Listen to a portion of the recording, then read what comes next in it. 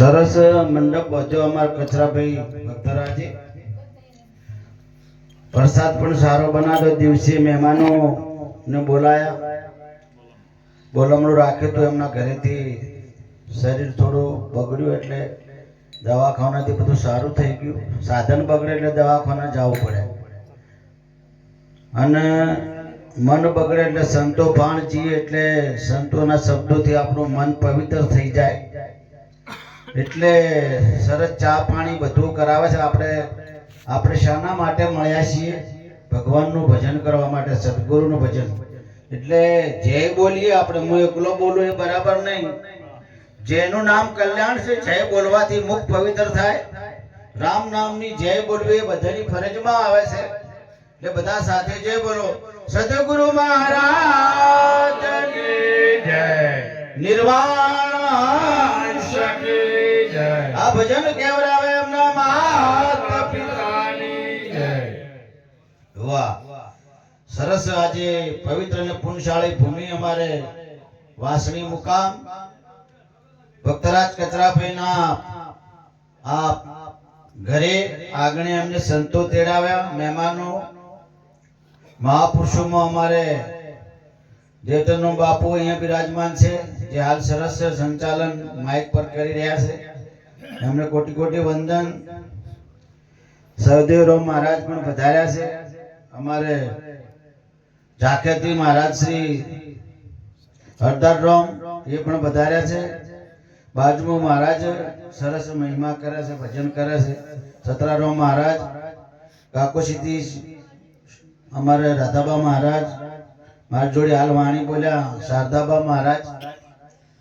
ભક્તો પધાર્યા છે. અમારે ઢુવાથી અમારા ભોણીબાનો આખો પરિવાર આવ્યો છે. ભારતીબેનનો બેવે પણ આવ્યા છે. ધન્યવાદ કહેવાય એમને. કેટલો ઉત્સાહ, આખી ગાડી ભરીને આ સભા તો એની જ છે. બધું બધા વધારે આવ્યા છે.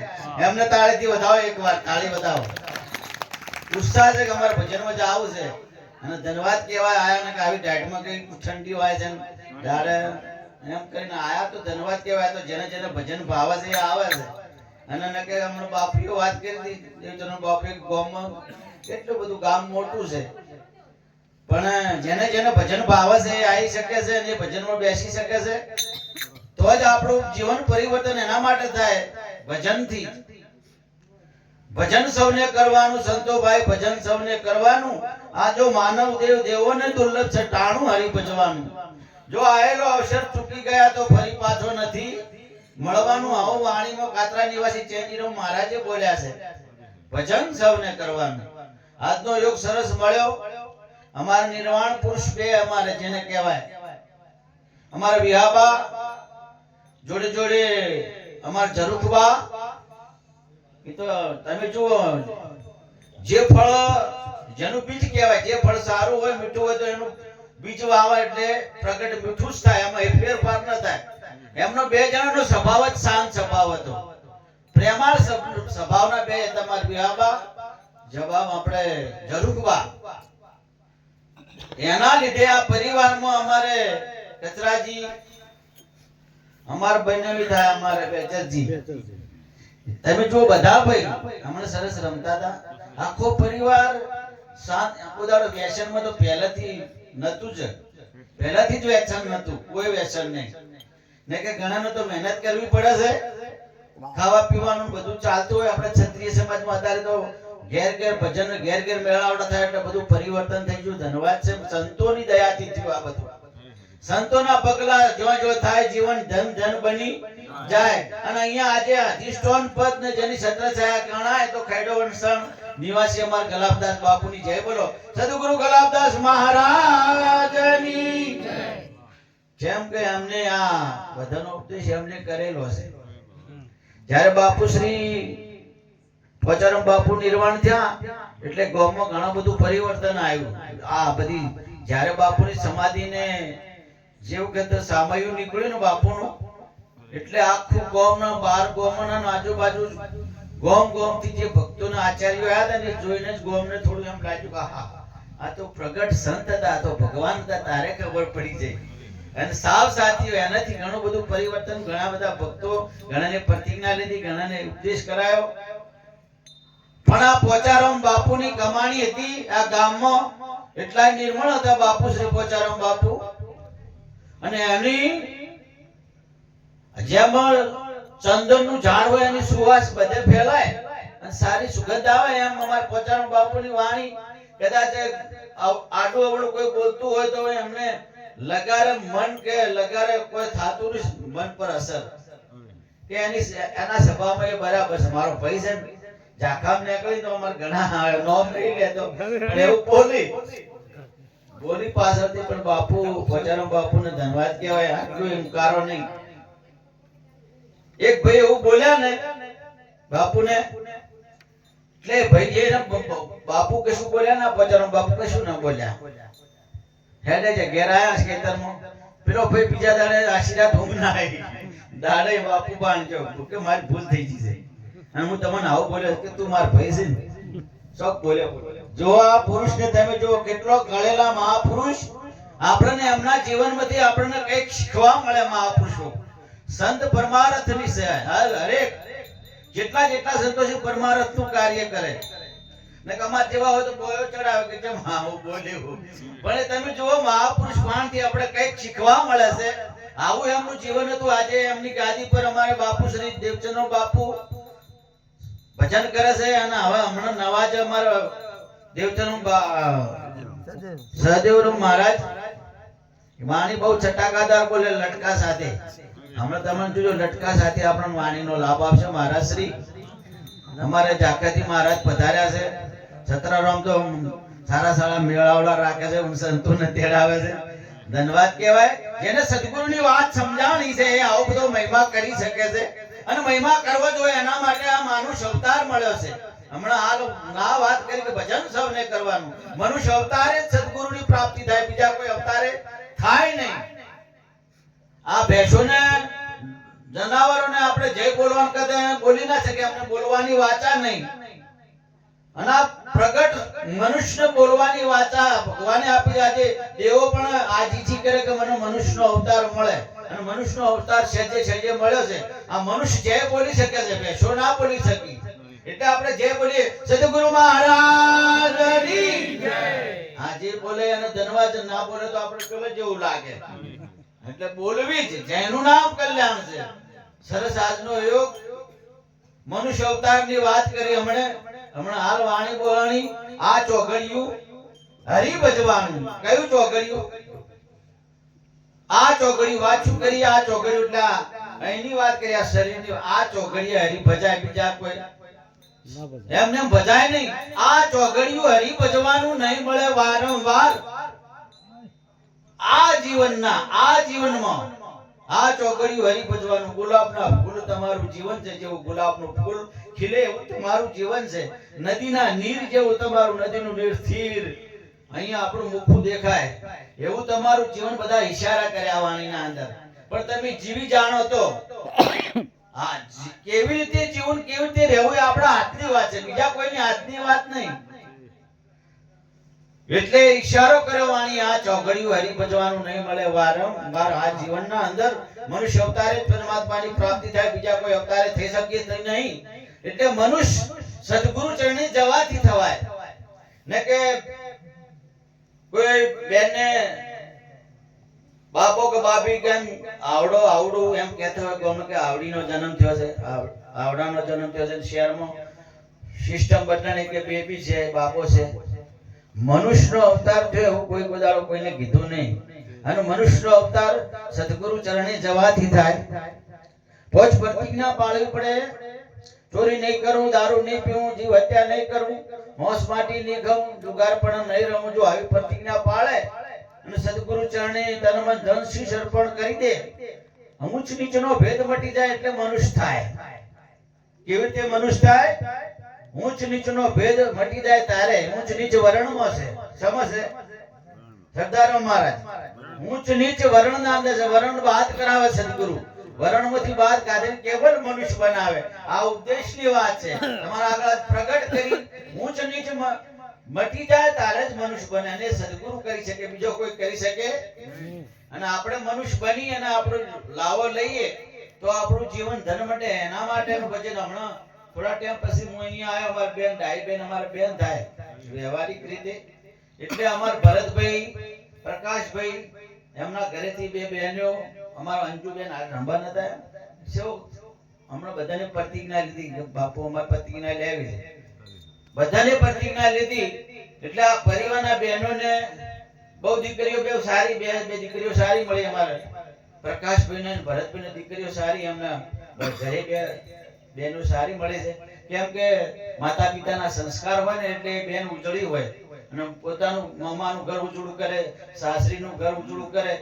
સંસ્કારી બેન હોય આવું બધું કરી શકે ને કે લે ને લાય. એમાં પચારમ બાપ કહેતા હતા કે લે ને લાય, તો લે લાય કાઢી નાખી લ્યો લાવો લ્યો લાવો લેવાનો છે. આવી દીકરીઓ હોય આપણે ક્ષત્રિય સમાજમાં ઘણી બધો પરિવર્તન આ ભક્તિના લીધે આવ્યો છે ને એવો પરિવર્તન હોવું જોઈએ. માતા પિતાનું નામ ઉજ્જવળ દીકરી કરે. અહીંયા જેમ દીકરી મા બાપને માનતી હોય તેમ એના સાસરામાં સાસુ સસરાને મા બાપ માને અને સેવા કરે એને ધન્યવાદ છે. એવું અમારે બે દીકરીઓનું અહીંયા જીવન છે. અમારે બેચરજી એક સોન સ્વભાવના આખો બધા ભાઈ એવા છે. કોઈ વધારે વખાણ કરવાની વાત એવી નહીં, પણ સાચું કહું છું, એનું જીવન એવું છે અને એવું રહેવું એ આપણી બધાની ફરજમાં આવે છે. બાપુ ગલાબદાસ બાપુએ પહેલા સમય બાપુ નિર્વાણ થયા એ વખતમાં ઉપદેશ કરેલો છે. બધાએ ગુરુમુખી જ છે, પણ સંતોનો અવર જવર થોડો ઓછો, તો હવે ધીરે ધીરે અમારા દેવચરણ બાપુએ ગામમાં જે ભજનો ચાલુ કરે છે એનાથી પરિવર્તન ઉજળું થાય. ભજન ધીરે ધીરે ઉજળું થાય. ગામના અંદર ભજન થાય એટલે એમાં જવાનું થાય, બે શબ્દો સાંભળવાના થાય, ભજન બોલવા મળે. એટલે એનાથી જો આજે ચટકો થોડો લાગ્યો કે બોલમનું રાખ્યું એટલે અમારા કતરાજીને ભાવ જાગ્યો કે મારે ભજન કેવડાવું છે. પહેલા ફેરે મેં આ તાણે મેં ખાસી વાર 2 કલાક બોલ્યો તો સત્સંગ કર્યો, દેવ કરે ઈશારો કર્યો તો એના ભજન તો રાખવું જ છે, ભજન તો કે રાખવું છે. આજે એ વાતને અમને વચનને પરિપૂર્ણ પૂરું કર્યું. અમને બોલેલા હતા, અમારા કતરાજી બધાએ બોલેલા હતા કે ના મહારાજ ભજન તો અમારા બાનો અને બાપાનું ભજન તો રાખવું છે એવું બોલેલા હતા. એ વાતના આજે વચનને એમને નિભાવ્યો છે. અમારા કચરાજીને પરિવારને એકવાર તાળીથી વધાવો, તાળીથી વધાવો. કેમ કે જેને આજે આ સતના માર્ગે પગલું અને સતના માર્ગે ધન વાપર્યું છે. જેને જેને સતના માર્ગે ધન વાપરે એનો કોઈ દાડો ખૂટતું નહીં. જેટલું તમે વાપરવાની જીગર હોવી જોઈએ. આપણા ક્ષત્રિય સમાજમાં તો જીગર વાળા હોય છે બધા, કદાચ કોઈ માગવા આવે તો હુપડું ભરીને ઘઉં વાલી દી, ખાવા ખવડાવી દી, ઉદારતાથી. તમે મોટા મોટા મેલાવડા સમજ ત્યાં ક્ષત્રિય સમાજમાં નહીં થતા. સદારામ બાપુને બોલાવો, દોલતરામ બાપુને બોલાવો, જો ડંકા વાજી રહ્યા છે. ઉદાર દિલનો ક્ષત્રિય હોય અને ક્ષત્રિય જો ભજન કરે. તમારે જેસલ જાડેજાની હમણાં વાત કરી, ભલે ડાકુ હતો એનો અવળામાં કે પગ હતો, પણ ભાભી એક જ મેણું માર્યું કે તોડી ઘોડીને તોડી તો લવાર તમે લઈ આવો, બહુ સુરાતન વાળા છો. અડધી રાતે ઘોડા પર ચડી ગયા અને જો સંતના ચરણે ગયા અને કિસી ઘોડાની ગોળણોમાં સંતાણા. અને સંતના ચરણે જવાથી આપણો ભાવ હૃદય પરિવર્તન થાય. ભૂમિકા ભાવ, ભૂમિકા પાઠ ભજવે. અહીંયા જા અને લોકો હાથ કર્યો કે ખીલો મારે તો ઘોડાની ઘોડવાલમાં હાથમાં પેલો પચ પ્રતિજ્ઞાનો કિલો મારે તો કયો પેલો ખીલો લોખંડનો કિલો હાથમાં કે હાથ પર એવું નતું. પચ પ્રતિજ્ઞાનો કિલો મારે તો ચોરી નહીં કરું, હાથમાં જળ આલીને આવી પ્રતિજ્ઞા આપીને એમને વાત માની. સદગુરુ ચરણે જવાથી તમારું હૃદય પરિવર્તન થાય.